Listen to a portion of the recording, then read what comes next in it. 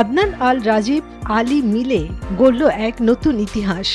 বিশ্বের অন্যতম মর্যাদাপূর্ণ কান চলচ্চিত্র উৎসবে প্রদর্শিত হল বাংলাদেশের নির্মাতা আদনান আলী রাজীব পরিচালিত স্বল্পদৈর্ঘ্য চলচ্চিত্র আলী।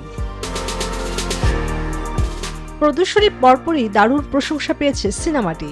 সিনেমার কেন্দ্রীয় চরিত্রে আলী উপকূলের এক নিষিদ্ধ গানে আশ্রয় নেওয়া কিশোর, যে নিজের কণ্ঠে বাঁচার, বদলানোর এবং পালানোর গল্প বলে। এমন এক সমাজে যেখানে নারীদের গান গাইতে দেওয়া হয় না, সেখানে আলী গানের প্রতিযোগিতায় অংশ নিতে চায়। তখন থেকেই ভাবছিল যে এরকম একটা ফিল্ম।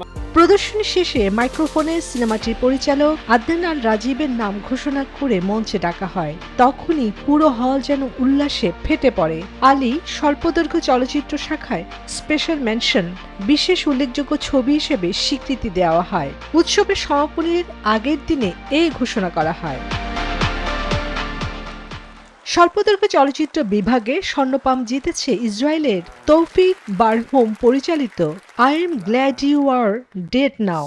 শীর্ষ পুরস্কারের দৌড়ে ইরানি ও ইউক্রেনীয় ছবিও। ফ্রান্সের দক্ষিণ ভূমধ্যসাগরের তীরে দেশে বিদেশে তারকাদের জমকালো 12 দিনের এই বর্ণিল আয়োজন শেষ হয় শনিবার 24 মে।